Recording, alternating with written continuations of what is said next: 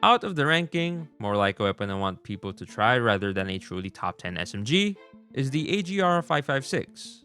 This weapon is stupidly good in every aspect except for the recoil, but in every aspect, I'm not even overhyping it. It has 24 meters of 100% consistent 4-shot kill, 34 meters of potential 4-shot kill as long as you hit 2 shots anywhere but the legs, and then 51 meters of potential 5-shot kill as long as you land 2 shots anywhere but the legs. To follow up with that range, it has 16 BSA, which offers us 46 meters of effective BSA range, and we're not even stacking it as much as we can since we're using sleight of hand instead, which we could swap for a granulated grip tape. Mobility wise, it's also incredible. 252 milliseconds of ADS time, 6.4 meters per second sprint speed, and 4.45 meters per second strafe speed. Regarding the magazine stats, it's absurd too.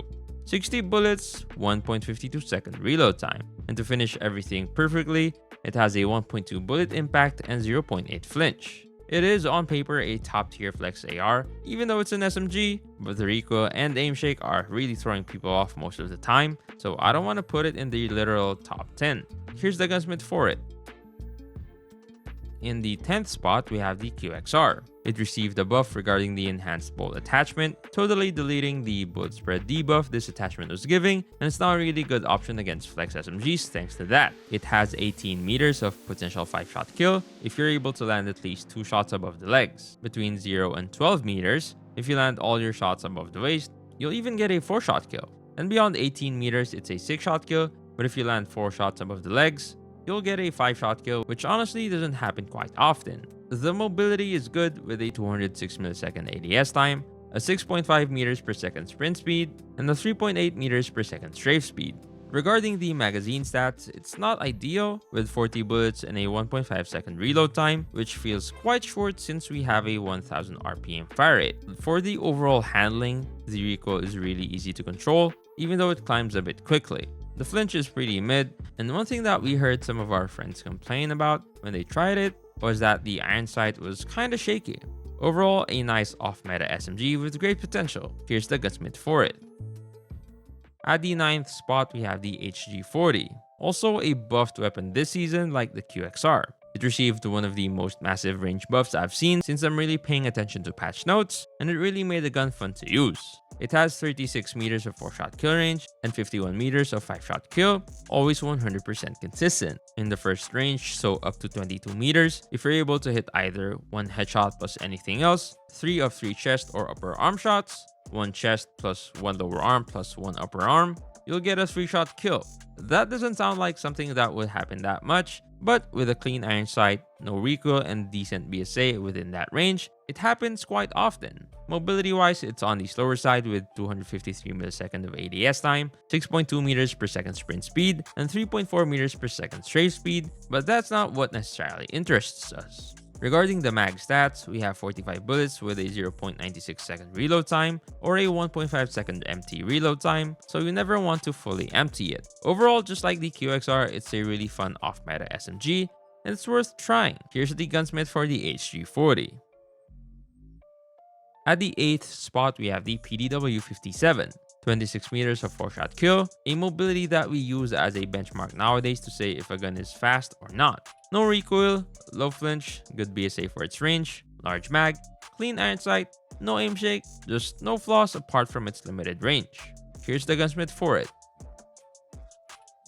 In 7th, we have the PP19 Bison. The original no-skill weapon designed for new players who can't really control their guns or old players who just want to concentrate on anything but their weapon. Actually, it reminded me a lot of the ZRG when it got released. It didn't have the best ADS time nor the best mobility or mag size, but knowing it could one-shot in the legs made you so comfortable with it that you were significantly better even though you weren't hitting the legs that often. Well, the Bison kinda does that. You know that everything on this gun is good, so you don't need to think about anything but aiming properly. And it's honestly the only thing you need to remember about this gun.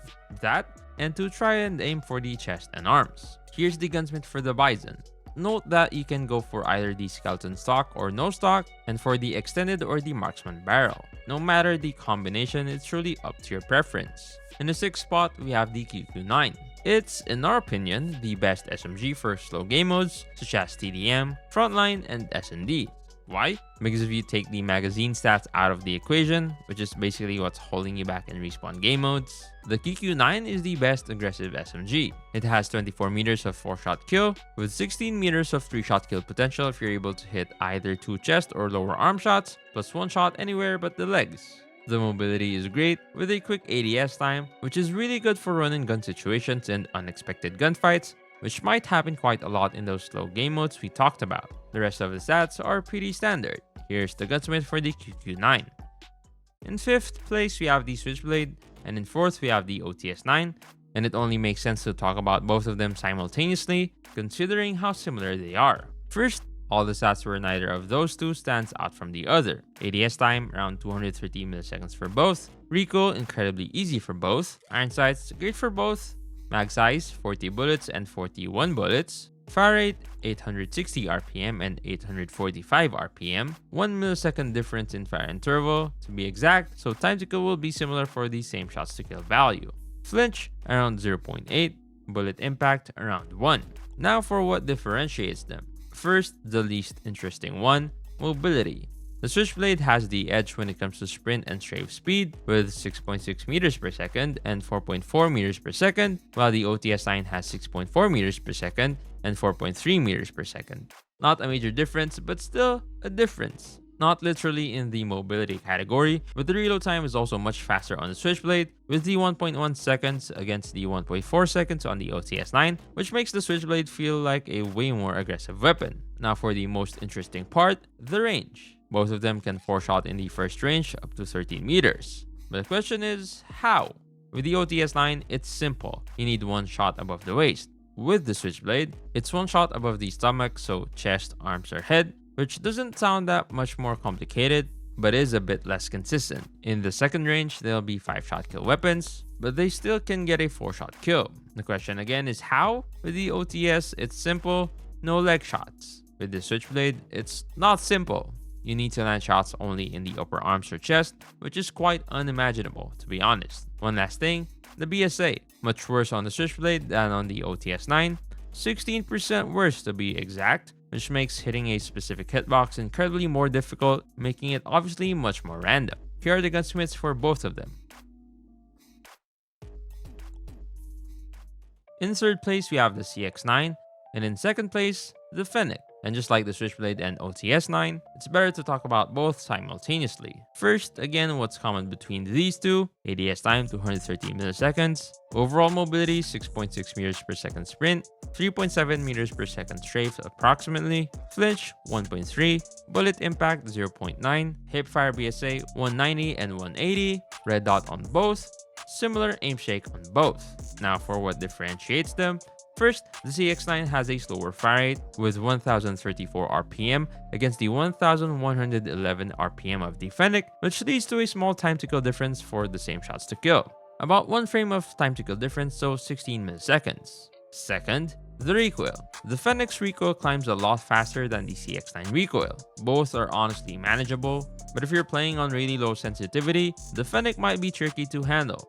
Third, magazine stats. The CX9 has 50 bullets with a 1.3 second reload time, while the Fennec has 40 bullets with a 1 second reload time. Both are good, they're just different. And fourth, the damage and range.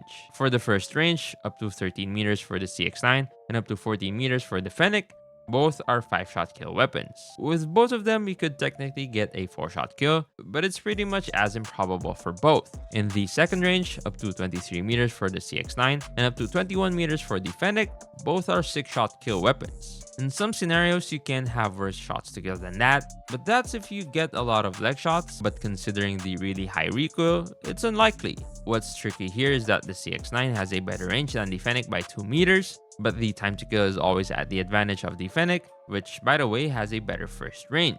So practically speaking, it should always outgun a CX9 within the effective range of the Fennec. But one last detail, the BSA. The CX9 has much better BSA than the Fennec, but does it really matter? We said it, only hitting the legs is bad. There is no need to aim for a specific hitbox like a Switchblade for example, and the BSA of the Fennec is good enough to cover its effective range. So even if the CX9 has the edge here, it doesn't really matter, which is basically why, overall, the Fennec is a better weapon. Here's the Gunsmith for both of them. Last but definitely not least, in first place we have the USS-9. 28 meters of free shot kill, a mobility between a Fennec and a KQ-9, no recoil, good BSA, 32 bullets with a 1 second reload time. I don't think I need to explain further. This is the best flex SMG in the game right now, and if you're fine with slow fire rate weapons, this should be your go-to gun. SMGs can do the job sometimes, but if you want to play more at range, you can look at the best ARs for this season here on the left.